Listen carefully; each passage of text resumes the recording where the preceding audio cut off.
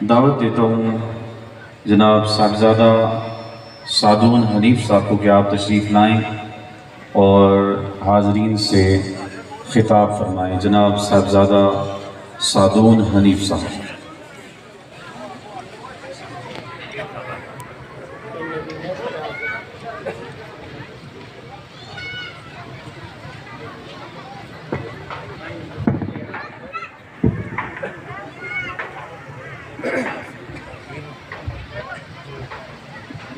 الحمدللہ سارے احباب کوشش کریں گے یہ دائیں طرف آ جائیں، کافی جگہ موجود ہے، وہاں پہ آرام سے آپ تشریف فرما ہوں، اور جو چند لمحے ہمارے رہ گئے اس محفل کے اندر بغور اس کو آپ سنیں اور سماعت کریں۔ الحمدللہ شکر ہے اللہ تعالیٰ کا، اللہ تعالیٰ نے ہمیں اپنی یاد کی توفیق اور موقع نصیب فرمایا۔ رب اشرح لی صدری ویسر لی امری واحلل عقدۃ من لسانی یفقہوا قولی۔ صدق اللہ مولانا العظیم۔ اس مبارک کی اس بابرکت محفل کے اندر شریک ہونے والے تمام علاقہ کے اور علاقہ سے باہر کے آنے والے لوگ، السلام علیکم ورحمۃ اللہ وبرکاتہ۔ حقیقت یہی ہے کہ طریقت انسان کے ظاہر اور باطن کو ایک کر دے۔ طریقت کا مقصد کیا ہے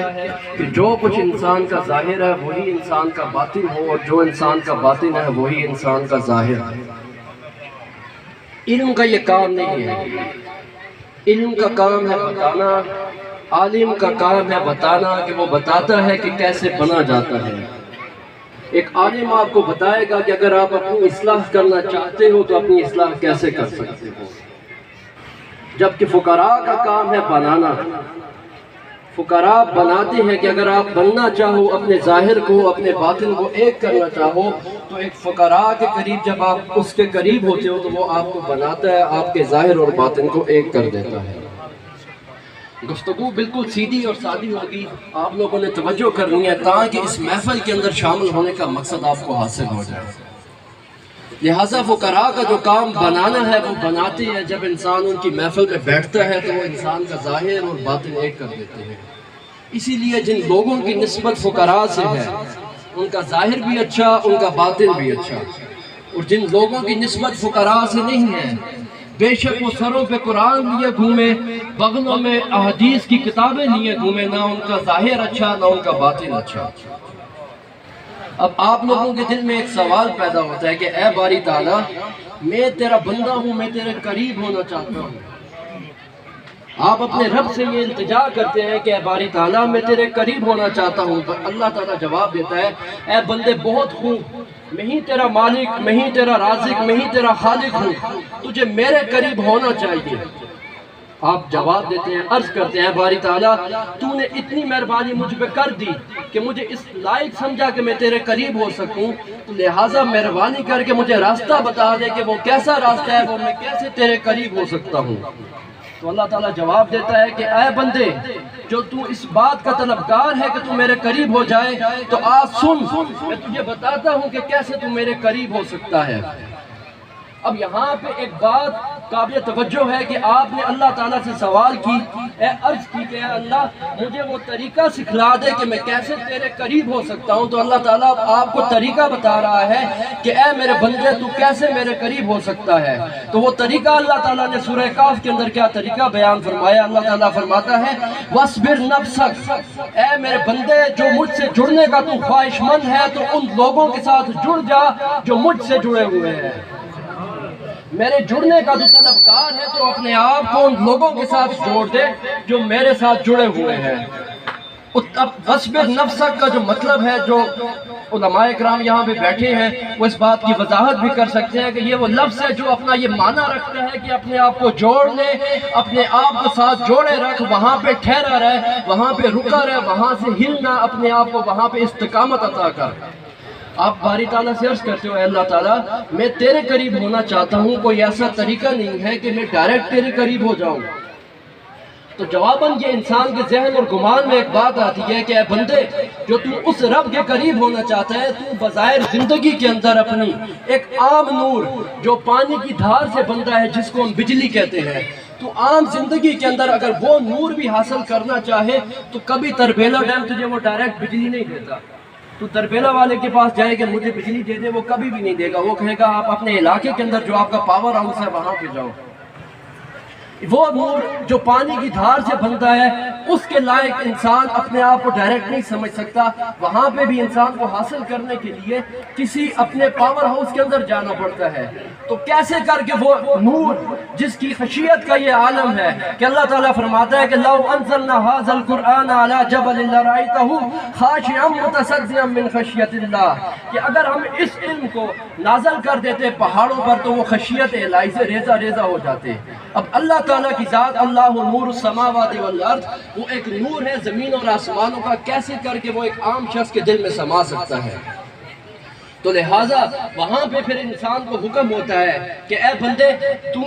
جو تیرے گھر کے اندر، جو تیرے علاقے کے اندر، جو اس زمین کے اندر پاور ہاؤس ہے جو بنایا گیا ہے، جو مدینہ منورہ کی صورت میں اس دنیا کے اندر موجود ہے، وہاں پہ جا، وہ تیرا پاور ہاؤس ہے۔ فیضان الوہیت، اللہ تعالیٰ کا فیضان، فیضان مصطفیٰ اگر کسی شخص کو ملنا ہے تو وہ کہاں سے ملے گا؟ بارگاہ مصطفیٰ سے ملے گا۔ اسی لیے حدیث مبارکہ کے اندر حضور نبی کریم صلی اللہ علیہ وسلم نے ارشاد فرمایا انما انا قاسم واللہ یعطی، کہ اے لوگو بے شک دینے والا اللہ کی ذات ہے، دیتا کون ہے؟ اللہ کی ذات ہے، میں اس کو تقسیم کرتا ہوں۔ اب یہاں پہ جو ایک جملہ فرمایا واللہ یعطی، اللہ دیتا ہے، اب ہمارا بھی رب اللہ ہے، حضور کا رب بھی وہی اللہ ہے، اولیاء کا رب وہی اللہ ہے، لیکن وہاں پہ اللہ تعالیٰ نے یہ نہیں فرمایا، حضور پاک کے الفاظ یہ نہیں ہے کہ واللہ یعطیکم، کہ اے لوگو اللہ تمہیں بھی عطا کرتا ہے۔ حضور نے فرمایا انا قاسم واللہ یعطی، میں تقسیم کرنے والا ہوں اور دینے والا کون ہے؟ اللہ تعالیٰ کی ذات ہے۔ جو آیت کریمہ میں نے آپ کے سامنے تلاوت کی، وَاصْبِرْ نَفْسَكَ مَعَ الَّذِينَ يَدْعُونَ رَبَّهُمْ بِالْغَدَاةِ وَالْعَشِيِّ يُرِيدُونَ وَجْهَهُ، کہ اے لوگو اپنے آپ کو جوڑ لو ان لوگوں کے ساتھ جو صبح و شام اللہ کا ذکر کرتے ہیں، اور ان کی طلب کیا ہوتی ہے؟ خاص رضائے الہی کے لیے، جو صبح و شام اپنے رب کو پکارتے رہتے ہیں۔ اپنے آپ کو جوڑ لو ان کے ساتھ، وَلَا تَعْدُ عَيْنَاكَ عَنْهُمْ، اور اپنی آنکھوں کو ان کے چہروں سے نہ ہٹاؤ۔ اپنے آپ کو جوڑ لو اللہ کے ان بندوں کے ساتھ جو صبح و شام اللہ کو پکارتے ہیں، اور اپنے چہرے، ان کے چہروں پہ اپنی نگاہیں جمائے رکھو، وہاں سے ہٹاؤ نہیں۔ اور اگر تم ہٹاؤ گے تو اس کا انجام کیا ہوگا؟ ترید زینت الحیات الدنیا، اس کا یہ مطلب ہے کہ اگر تم ان کے ساتھ نسبت نہیں رکھتے تو اس کا یہ مطلب ہے کہ تم دنیا کے طلبگار ہو، دنیا کے خواہش مند ہو۔ تو یہاں پہ مفہوم مخالف یہ ہوگا کہ اگر ان کے چہروں سے نظر ہٹانا دنیا کی خواہش کے مترادف ہے تو ان کے چہروں پہ نظر جمانا انسان کو آخرت نصیب کرتا ہے، دنیا و آخرت اس کی مقدر بن جاتی ہے۔ لہٰذا جب یہ آیت کریمہ اللہ تعالیٰ نے نازل کی سورہ کہف کے اندر، تو یہاں پہ پہلے واقعہ ذکر کیا گیا اصحاب کہف کا۔ اب اصحاب کہف کا واقعہ آپ سب لوگوں نے تقریباً سنا ہوگا۔ مقصد یہ ہے کہ یہ قرآن مجید جو اللہ تعالیٰ نے ایک نور کے طور پہ نازل کیا، اس سے کیا سبق اور کیا ہم اس سے نصیحت حاصل کرتے ہیں۔ جب اصحاب کہف کا واقعہ اللہ تعالیٰ نے ذکر کیا کہ اصحاب کہف چند لوگ تھے، ان کی تعداد کا ذکر کیا گیا، کچھ کہتے ہیں 4 ہیں، 5واں ان کا کتا۔ جب وہ زمانے کے بادشاہ کے ساتھ ان کا اختلاف ہو گیا، وہ توحید بیان کر رہے تھے، تو زمانے کے بادشاہ نے ان کے اوپر ظلم و ستم کیا، انہوں نے اپنا علاقہ چھوڑ دیا۔ جب اپنا علاقہ انہوں نے چھوڑ دیا تو ایک کتا ان کے ساتھ ہو چلا۔ جب وہ چلتے گئے تو پیچھے پیچھے ان کا ساتھ ایک کتا چل رہا تھا، تو وہ مڑے تو انہوں نے اس کتے کو واپس کیا اور بھیج دیا۔ تھوڑا سا آگے چلے، پھر کتا وہی ساتھ ان کے آ گیا، تو پیچھے مڑ کے چلے، انہوں نے دوبارہ اس کتے کو بھگایا۔ اب اللہ تعالیٰ نے اس کتے کو زبان دی، اس کتے نے کہا کہ اے لوگوں مجھے تم کیوں مار رہے ہو؟ تو ان اصحاب کہف نے جواب دیا کہ ہماری بادشاہ وقت کے ساتھ مخالفت ہے، تم کتا ہے، تیرا کام ہے بھونکنا، تو بھونکے گا، ہمارے مخالف کو پتہ چل جائے گا، ہم لہٰذا گرفتار ہو جائیں گے، تو تم ہم سے دور ہو جا۔ اب جب ان لوگوں نے اصحاب کہف نے اس کتے کو بھگایا، تو اس کتے کو جب اللہ تعالیٰ نے زبان دی تو اس کتے نے کہا کہ اے لوگوں، اے اللہ کے اولیاء، مجھے نہ بھگاؤ، بے شک میں کتا ہوں، میری فطرت کے اندر یہ بھونکنا ہے، لیکن میں بھونکنے والا کتا نہیں ہوں۔ اب اصحاب کہف نے کہا کہ اے کتے، جس کی فطرت ہو بھونکنا وہ بھونکتا ہے، تو کیسے کر کے یہ ممکن ہے کہ تو کتا ہو کے نہ بھونکے؟ اب یہاں پہ ایک بات بہت غور طلب ہے کہ اس کتے نے یہ جواب دیا کہ اے لوگو، اے اللہ کے نیک لوگو، میں ہوں تو کتا لیکن اولیاء پہ اس لیے نہیں بھونکوں گا کہ اللہ تعالیٰ کے ولیوں سے میری نسبت ہے۔ یہاں پہ ایک بات قابل غور ہے کہ وہ کتا جس کی فطرت ہو کہ وہ بھونکتا ہے، اگر اس کی بھی صحبت اللہ کے نیک لوگوں کے ساتھ ہو تو وہ بھی بھونکنا چھوڑ دیتا ہے، اور انسان ہو کے جس کی نسبت اللہ کے نیک لوگوں کے ساتھ نہ ہو وہ بھونکنا شروع کر دیتا ہے۔ لہٰذا یہاں پہ جب آگے چل کے ان لوگوں نے اس کو کہا کہ اس کتے نے جواب دیا کہ میں کتا ہونے کے باوجود تم لوگوں پہ نہیں بھونکوں گا، اس لیے کہ میں اللہ کی ولیوں کی صحبت میں رہا ہوں، بھونکنا میری فطرت اب نہیں رہی۔ اب وہ ساتھ ہو کے چل دیے آگے، تو جب اس غار کے اندر پہنچے، آگے قرآن مجید پورا ایک ان کا واقعہ بیان کرتا ہے، اس غار کے اندر پہنچے، غار کے اندر انہوں نے آرام کیا، تو قرآن مجید ان کا جو یا تفسیر کے اندر اس کی جو تعداد آتی ہے، کتنا وقت تھا ان کا، 309 سال تک انہوں نے اس غار کے اندر قیام کیا۔ کتنا عرصہ؟ 309 سال۔ آپ لوگوں نے سمجھنا ہے، جتنی باتیں ہو رہی ہیں کوشش کریں کہ یہ بات آپ لوگوں کے ذہن نشین ہو جائے۔ 309 سال تک وہ لوگ اس غار کے اندر موجود رہے، اور وہ کتا ان کا جو باہر موجود تھا اس کے بارے میں بھی اللہ تعالیٰ نے قرآن مجید کے اندر فرمایا کہ وہ باہر بیٹھا ہے، وَقَلْبُهُمْ بَاسِطٌ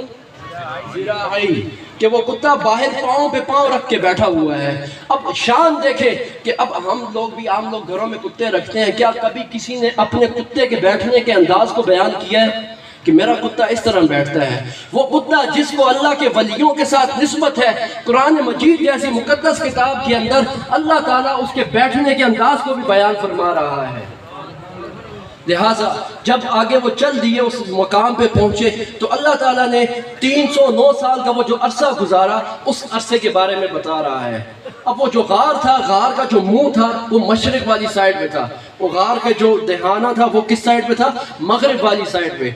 اب سورج کا کام ہے طلوع ہونا مشرق سے، اور غروب ہوتا ہے کہاں پہ؟ مغرب کے اندر۔ لیکن قرآن مجید میں آتا ہے کہ اللہ تعالیٰ نے اس سورج کو حکم دیا، وَتَرَى الشَّمْسَ إِذَا طَلَعَتْ، کہ جب وہ سورج آپ دیکھتے ہو کہ وہ سورج طلوع ہوتا ہے، ہم اسے حکم دیتے ہیں کہ اے سورج تیرا کام ہے مشرق سے طلوع ہونا، لیکن میرے وہ نیک لوگ جو آرام فرما ہے ان کے آرام میں خلل نہ پڑے، لہٰذا اپنے آپ کو تھوڑا مشرق سے سرکا دے، اور جب تو غروب ہونے لگے تو اپنے آپ کو مغرب سے سرکا دے کہ تیری تپش سے ہو میرے ولی جو آرام کر رہے ہیں ان کے آرام میں کوئی خلل نہ پڑے۔ اب یہاں پہ ایک بات سمجھنے کی ہے کہ کسی سے آپ پوچھ لیں 309 سال کی کبھی کوئی نیند ہوئی ہے؟ بولیے، 309 سال کی کبھی کوئی نیند ہوئی ہے؟ اب یہاں پہ بتانا ایک مقصد تھا کہ اللہ کے وہ ولی جو 309 سال تک آرام فرما رہے تھے، ان کا وہ غار مانند قبر ہے، کہ جو چیز اللہ تعالیٰ اپنے ولیوں کو اس قبر کے اندر عطا کرتا ہے وہی چیز اللہ تعالیٰ ان پرانی امتوں کے ان ولیوں کو جن کو اصحاب کہف کہتے ہیں ان کو اللہ تعالیٰ اس غار کے اندر بھی عطا کر رہا تھا۔